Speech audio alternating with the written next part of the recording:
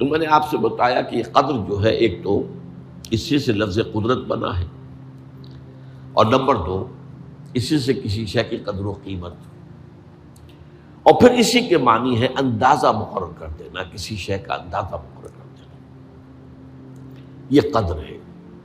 اللہ نے ہر چیز کا ایک اندازہ مقرر کر دیا ہے، اور قدر مقادیر، مشکات شریف میں ایک پورا باب ہے ایمان بالقدر، اس کا عنوان ہے صحیح معنی میں۔ تو پہلی حدیث کیا ہے؟ مسلم شریف کی روایت ہے، عن عبداللہ ابن عمرو بن العاص رضی اللہ تعالی عنہما، حضرت عمرو بن العاص جو بڑے سرداران قریش میں سے تھے، بڑے سیاستدان تھے اور بڑے بہادر انسان بھی تھے، ان کے بیٹے ہیں عبداللہ۔ اور بڑی دلچسپی کی بات یہ ہے کہ باپ اور بیٹے کے مزاج میں بود المشرقین تھا، وہ تھے جنگجو اور سیاستدان اور بڑے سرداروں میں سے، یہ تھے انتہائی زاہد و عابد، انتہائی زاہد و عابد۔ انہی کے بارے میں آتا ہے پوری رات کھڑے رہتے تھے نوافل میں، اور ہر روز روزہ رکھتے تھے، جس پر حضور نے یوں کہنا چاہیے کہ ڈانٹ پلائی۔ آپ کو اطلاع ہوئی، آپ نے بلایا، یا عبداللہ اولم اخبر انک تقوم اللیل و تصوم النہار تصوم الدہر، کیا مجھے یہ خبر نہیں دی گئی ہے؟ یعنی مجھے یہ خبر ملی ہے کہ تم پوری رات کھڑے رہتے ہو، نماز پڑھتے ہو، تم ہر روز روزہ رکھتے ہو، اب کیا کرتے؟ بلا یا رسول اللہ، جھوٹ بولنے کا تو یارہ ہے ہی نہیں، اور ہو بھی نہیں سکتا۔ فرمایا لا تفعل، سختی سے بات۔ وہ عبداللہ ابن عمرو ابن العاص رضی اللہ تعالیٰ عنہما اس کے راوی ہیں، قال رسول اللہ صلی اللہ علیہ وسلم کتب اللہ مقادیر الخلائق قبل ان یخلق السماوات والارض ب50,000 سنہ۔ اللہ تعالیٰ نے مقداریں اور تقدیریں، ابھی دو الفاظ میں بولوں گا تاکہ آپ کے ذہن میں بات رہے، معین کر دی تھی، لکھ دی تھی۔ آسمانوں اور زمین کی تخلیق سے 50,000 سال قبل، یہ ہے قدر، ہر چیز کی ایک تقدیر جو ہے وہ معین ہوئی ہے۔ اب آئیے اس میں کتاب سے مراد کیا ہے؟ جو آیت میں نے دوسرے نمبر پر پڑھی آج، سورہ حدید کی آیت، ما اصاب من مصیبۃ فی الارض ولا فی انفسکم الا فی کتاب من قبل ان نبرأ۔ کتاب سے مراد کیا؟ نہیں پڑتی تم پر کوئی مصیبت، کوئی تکلیف، نہ زمین میں نہ تمہاری جانوں میں، زمین میں سیلاب کا آ جانا، زلزلے کا آ جانا، کوئی اور اس طرح کی عمومی ہلاکت کا آ جانا، عمومی تکلیف کا آ جانا، تمہاری جان میں اچانک جو ہے تشخیص ہو گیا کینسر ہے، اچھے بنے تھے، ٹھیک ٹھاک چل رہے تھے، کوئی معمولی سی تکلیف ہوئی، انویسٹیگیشن کیا تو معلوم ہوا تو کینسر ہے، اور وہ کافی بڑھ چکا ہے۔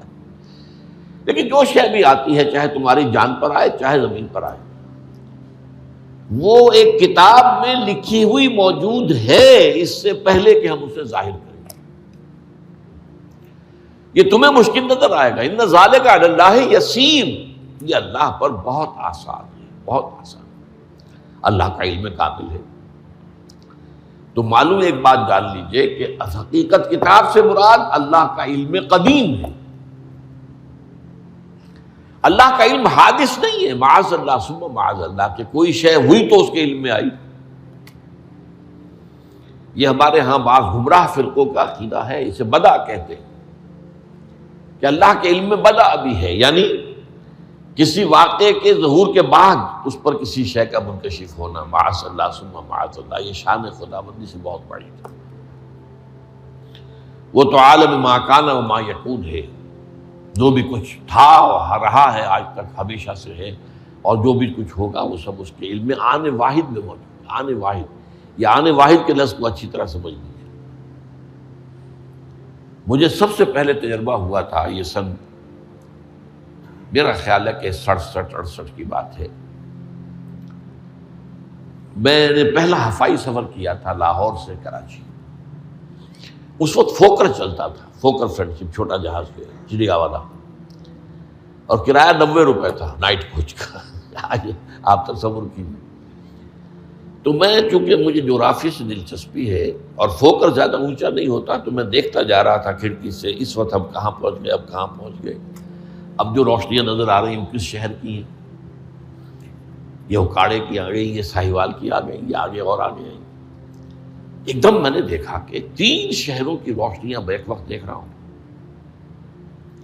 لودھرا، بہاولپور، سماسٹا. مجھے خیال آیا کہ جب میں ٹرین سے سفر کرتا ہوں، کراچی جاتا ہوں، تو لودھرا پہنچتا ہوں تو میں سمجھتا ہوں کہ ابھی بہاولپور آدھا گھنٹے بعد آئے گا. وہ مستقبل کی شے ہے میرے لیے. بہاولپور پہنچتا ہوں تو لودھرا میرے لیے ماضی کی بات بن جاتی ہے. آدھے گھنٹے پہلے لودھرا آیا تھا، اور آدھے گھنٹے کے بعد جو ہے سماسٹا آئے گا. وہ میرے لیے مستقبل بن گیا، لودھرا ماضی بن گیا. لیکن اس بلندی پر میں بیک وقت دیکھ رہا ہوں لودھرا کو بھی اور بہاولپور کو بھی اور سماسٹا. یہ معاملہ جو ہے اس کو 1 ملین بلین سے ضرب دے لیجئے. اللہ تعالیٰ اس بلند مقام سے دیکھ رہا ہے جہاں اس کے مشاہدے میں، اس کے علم میں ماضی اور مستقبل کا کوئی سوال ہی نہیں. آنے واحد، آنے واحد، آنے واحد. تو یہ در حقیقت کتاب جسے کہا گیا قرآن مجید میں بار بار بہت جگہوں پر آیا. تو یہ کتاب جو ہے در حقیقت اللہ تعالیٰ کا علم قدیم، اس میں سب کچھ موجود ہے، ہمیشہ سے موجود ہے، لکھا ہوا موجود ہے، اور کوئی غلط نہیں ہو سکتا. آگے چل کر گفتگو ہوگی اصل میں بعد میں کہ تقدیر کے جو عام عقیدے میں ہم تقدیر کہتے ہیں اس کے 2 پہلو ہیں. ایک پہلو ہے ما اصاب علی الانسان، جو کچھ انسان پر آتا ہے مصیبت، جیسے ابھی آیت میں نے پڑھی ما اصاب من مصیبت فی الارض ولا فی انفسکم. ہم ہر وقت زد میں ہیں، کوئی تکلیف آ گئی، کوئی مصیبت آ گئی، کوئی بیماری آ گئی، کوئی حادثہ ہو گیا، کوئی بچہ فوت ہو گیا، کوئی عزیز جو ہے وہ فوت ہو گیا. یہ ہر وقت حوادث ہے. تو جو بھی کچھ پیش آتا ہے وہ علم خداوندی میں ہمیشہ سے تھا. یہی وجہ ہے کہ ایک اور حدیث ہے ابن الدیلمی سے، لمبی حدیث ہے وہ، لیکن اس کے اندر جو آخری ٹکڑا ہے وَتَعْلَمَ، یعنی انسان کے نجات کے لیے لازم ہے کہ یہ بات بھی تم جان لو انما اصابک لم یکن لیخطئک وانما اخطأک لم یکن لیصیبک ولو مت علی غیر ھذا. اگر تم اس کے سوا کسی صورت پر ہوگے تو جہنم میں داخل ہو جاؤ گے، لدخلت النار. یہ جان لو کہ جو چیز تم پر آئی وہ آنی ہی آنی تھی. دیکھیے ہوتا کیا ہے، کاش کہ میں اگر یوں کر لیتا تو یہ نہ ہوتا. بس یہی ایمان بالقدر کے منافی ہے. جو ہوا ہے وہ اللہ تعالیٰ کے ہاں تو پہلے سے طے تھا، ہونا ہی تھا. تمہاری کوئی تدبیر، کاش کہ میں اس وقت یہ کر لیتا. یہ لا، اسی لیے ایک حدیث میں الفاظ آئے ہیں ان کلمۃ لا تفتح عمل الشیطان. اس لا سے، کاش، اس سے شیطانی عمل شروع ہو جاتا. کاش کہ یہ ہو جاتا، کاش میں یہ نہ کرتا، کاش کہ ہو جاتا. تو یہ نہیں. تعلم انما اصابک لم یکن لیخطئک. تو جان لے اس بات کو کہ جو چیز تم پر آئی ہے وہ ہرگز ٹلنے والی نہیں تھی. کوئی تدبیر تم کر لیتے، کوئی کسی وقت کوئی ہیلا کر لیتے، کوئی تم قدم اٹھا لیتے، کچھ بھی کر لیتے، وہ تو آنی ہی آنی تھی. وما انما اخطاک، جو چیز تم سے چھوٹ گئی، رہ گئی، نہیں ملی. ایک ویکنسی ایڈورٹائز ہوئی تھی، آپ نے بھی درخواست دی تھی، آپ کو نہیں ملی. اب آپ ہو کاش کہ میں نے فلاں سے سفارش کرا لی ہوتی، بس گئے. تو جو چیز چھوٹ گئی وہ چھوٹ جانی ہی تھی. اس میں قطعاً جو ہے کوئی شکل، کوئی تدبیر، کوئی سفارش، کسی طرح کا کوئی بھی ہیلا، کوئی جو ہے اس پہ کارگر نہیں ہو سکتا تھا. لم یکن لیصیبک ومت علی غیر ذالک. اگر تو اس کے سوا کسی کیفیت پر تیری موت واقع ہوئی، اگر یہ یقین نہیں ہے، یہ ہے تقدیر کا وہ مفہوم کہ جس کا تعلق ہے علامہ اصاب الانسان، جو انسان کے اوپر وارد ہو رہا ہے. اس کے ضمن میں تقدیر کا مفہوم کیا ہے؟ کہ جو ہوا ہے وہ تو ہونا ہی تھا، اس میں تو کسی شک و شبے کی گنجائش نہیں، بالکل قطع اللہ تعالیٰ کا فیصلہ ہے۔ البتہ در حقیقت ایک دوسرا پہلو ہے، ما یفعل الانسان، وہ جو انسان کرتا ہے۔ یہاں آ کر یہ تقدیر کا مسئلہ بہت ٹیڑھا ہو جاتا ہے۔ آیا میرے اندر کوئی اختیار بھی ہے کہ نہیں؟ Do I have any free choice؟ یا ہر شخص پہلے سے طے ہے؟ تقدیر کا ایک عام مفہوم یہ ہے، اور اس مفہوم میں بھی بعض روایات بھی ہیں جو اس کی تائید کرتی ہیں کہ ہر چیز پہلے سے طے ہے، لکھی ہوئی۔ اور یہ جو حدیث ہم نے ابھی پڑھی ہے، یہ گویا کہ اس کی ایک مثال ہے کہ وہ جو لکھ دیا گیا تھا، فرشتے نے لکھ دیا تھا، رحم مادر میں لکھ دیا تھا، شقی اور سعید، یہ بدبخت ہے یا سعادت مند ہے۔ تو ایک شخص پوری عمر نیکی کے کام کرتا رہا، آخری وقت میں آ کر کوئی ایسا حادثہ پیش آ گیا کہ وہ اہل جہنم کے سے کام شروع کر دی اور جہنمی ہو گیا۔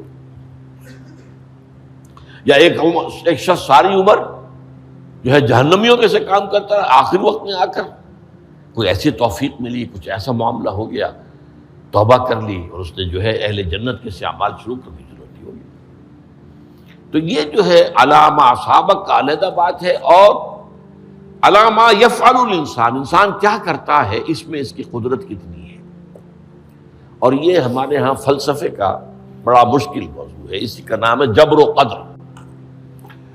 ہمارے اسلاف میں بھی کچھ لوگ ایسے ہیں متکلمین میں سے، دیکھیے ہمارے ہاں ایک وہ لوگ ہیں کہ جو اس پر قناعت کرتے ہیں کہ جو اللہ نے کہہ دیا اور رسول نے کہہ دیا، اس سے آگے ہم مین میخ نہیں نکالیں گے، وہ محفوظ راستے پر ہوتے ہیں۔ لیکن بہرحال انسان کو اللہ نے ایک عقل بھی دی ہے، اور یہ عقل سوالات اٹھاتی ہے، اور جو زیادہ ذہین انسان ہوتے ہیں ان کے اندر ان کی یہ مصیبت زیادہ ہوتی ہے، لہٰذا وہ تو سوچتے ہیں، کچھ نہ کچھ غور و فکر کرتے ہیں، بات سمجھنے کی کوشش کرتے ہیں۔ اس میں اب ہمارے یہاں دو طبقے ہو گئے، جبریہ قدریہ۔ ایک نقطہ نظر یہ ہے کہ انسان مجبور محض، کوئی اختیار نہیں، اور ایک یہ ہے کہ انسان قادر مطلق ہے، جو چاہتا ہے اپنے فیصلے میں مختار مطلق ہے، وہ فیصلہ کرتا ہے۔ انہیں قدریہ کہتے ہیں۔ تو جبریہ اور قدریہ ان کی بحثیں ہمارے یہاں، یہ وہی تقدیر کا مسئلہ جو میں نے کہا تھا، بحثوں میں آ کر انہیں آج تک حل نہیں ہوا، حل ہو سکتا ہی نہیں۔ اب اس کے ضمن میں علامہ اقبال کا ایک شعر آپ کو سناتا ہوں، وہ بہت اچھا لگتا ہے، بہت خوبصورت لگتا ہے شعر ہونے کے اعتبار سے۔ تقدیر کے پابند جمادات و نباتات، مومن صرف اللہ کے احکام کا پابند۔ اس میں انسان سے پابندی کی نفی کر دی گئی ہے، وہ صرف پابند ہے اللہ کے احکام کا۔ نتیجے کے اعتبار سے تو جو یہ شعر کہہ رہا ہے جو بات، وہ صحیح ہے، پابندی اصل جو ہے وہ اللہ کے احکام کی ہے، لیکن یہ کہ تقدیر کی پابندی سے انسان بھی پوری طرح آزاد نہیں ہے۔ یہ سمجھ لینا کہ یہ جمادات و نباتات ہی کا معاملہ، یہ غلط ہے، یہ مبالغہ ہے۔ ظاہر بات ہے کہ شاعر جو ہے، شاعر مبالغے سے بچ نہیں سکتا، چاہے وہ علامہ اقبال ہی ہو، کوئی بھی ہو۔ تو اسی لیے سورہ شعراء کے اندر جو عام شعراء کی جو صفات بیان ہوئی ہیں وہ آپ کے ذہن میں آ گئی ہوگی۔ مبالغہ کرتے ہیں، فی کل واد یہیمون انہم یقولون ما لا یفعلون، وہ کہتے بھی وہ کچھ ہے جو کرتے نہیں ہیں، اور یہ بات تو علامہ اقبال پر بھی چشمہ ہوتی ہے۔ بہرحال یہ شعر ذرا پھر نوٹ کیجئے، تقدیر کے پابند جمادات و نباتات، مومن صرف اللہ کے احکام کا، کوئی بات صحیح نہیں۔ انسان بہت سے اعتبارات سے مجبور ہے۔ سب سے پہلے جو ہے انسان کے اندر ایک تقدیر نوعی ہے، نوع انسان، چھوٹی سی چڑیا اڑتی پھرتی ہے، انسان نہیں اڑ سکتا۔ آپ نے ٹھیک ہے مشین ایجاد کر دی، جہاز ایجاد کر لیا، آپ دوڑ رہے ہیں 500 آدمی اور سینکڑوں من سامان لے کر جو ہے وہ جا رہا ہے، 747 ہو یا 757 ہو، یہ کر لیا ٹھیک ہے، خود نہیں اڑ سکتے۔ اب کیا کریں گے آپ؟ یہ تقدیر نوعی ہے، اسپیشیز، ہر اسپیشیز کے لیے اللہ نے ایک اندازہ مقرر کر دیا ہے، اس اندازے ہی میں رہے گا، اس سے باہر نہیں جا سکتا۔ پھر ایک تقدیر شخصی ہے۔ اب دیکھیے تقدیر شخصی کیا ہے؟ بعض اوصاف و صفات ہمیں وراثتاً ملتے ہیں، وی ہیو نو چوائس۔ پہلے بھی یہ بات مانی جاتی تھی، آج جو ہے ذرا سائنٹیفک انداز میں ہم کہتے ہیں جینز میں چلا آ رہا ہے، اس جینز کو کوئی بدل سکتا ہے؟ جو جینز بھی آپ کو ملے اپنے والدین کی طرف سے، وہ آپ کی شخصیت کا ظاہر بات ہے کہ فیصلہ کن طرز پر اس کو ڈھال دیتے، جینز ہے، پابندی ہے۔ نمبر 2 یہ کہ خاص طور پر جو گھر کا ابتدائی ماحول ہوتا ہے، ماں کی گود اور ابتدائی گہوارہ گھر کا، اس کے جو اثرات مرتسم ہو جاتے ہیں شخصیت کے اوپر، وہ بھی بڑے مستقل ہوتے ہیں، پختہ ہوتے ہیں۔ ان دونوں چیزوں کو ضرب دے لیجئے، hereditary factors multiplied by environmental factors, اس سے مل کر ایک شے تیار ہوتی ہے جس کو قرآن کہتا ہے شاکلہ۔ قل کل یعمل علی شاکلتہ فربکم اعلم بمن هو اہدی سبیلا، سورہ بنی اسرائیل۔ شاکلہ کسے کہتے ہیں؟ شاکلہ شکل دینے والی شے۔ آپ کو لوہا ڈھالنا ہے، کوئی خاص پرزہ بنانا ہے، اس کا پہلے سانچہ بناتے ہیں ہم، لوہے کو پگھلا کے اس میں ڈالیں گے تو جیسا سانچہ ہوگا ویسا ہی لوہا جو ہے وہ شکل اختیار کرے، اسے شاکلہ کہتے ہیں۔ یہ شاکلہ جو ہے ہر انسان کا، اس سے باہر انسان نہیں جا سکتا، اس کے اندر سٹرگل ہوگی، اس کے اندر اس کی جد و جہد ہوگی، لیکن اس کا یہ مطلب نہیں ہے کہ اس کا کوئی فری چوائس ہے۔ فری چوائس ہے، لیکن وہ فری چوائس انہی حدود کے اندر کام کرے گا، اس سے باہر نہیں۔ اس بات کو مختلف احادیث میں حضور نے بہت خوبصورتی سے بیان کیا۔ ایک حدیث بڑی اہم ہے، بڑی اہم ہے، الناس کالمعادن، انسانوں کی مثال بھی معدنیات کیسی ہے۔ اب سونے کی معدنیات میں سے سونے کی جو اور ہے، اب پتہ نہیں اردو میں مجھے معلوم نہیں اور کا ترجمہ کیا کرتے ہیں عام طور پر، لیکن جانتے ہیں اور وہ کچی دھات جس سے کو صاف کر دیتے ہیں تو پھر وہ دھات جو ہے خالص شکل میں سامنے آ جاتی ہے۔ سونے کی اور سے سونا بنے گا، چاندی کی اور سے چاندی بنے گی، سونا تو نہیں بن سکتا، جتنا چاہے صاف کر لیں، وہ اور تو مستقل ہے۔ الناس کالمعادن خیارکم فی الجاہلیت خیارکم فی الاسلام، جو تم میں جاہلیت کے دور میں، پری اسلامک دور میں جو بہترین تھے، وہی اسلام میں آ کر بہترین ہوئے ہیں۔ وہ اور سونے کی تھی، وہ صاف ہو گئی ہے، اور سونا جو ہے وہ نکھر کر خالص سونا بن کر آ گیا ہے، اسلام نے صاف کر دیا۔ وہ چاندی کی اور تھی، اسلام نے اس کو صاف کر دیا ہے، وہ نکھر کر چمکتا ہوا جو ہے وہ چاندی بن گئی۔ لیکن یہ کہ اذا فقہوا، البتہ پھر اس میں ایک اضافہ کیا حضور نے، جبکہ ان کے اندر دین کا فہم داخل ہو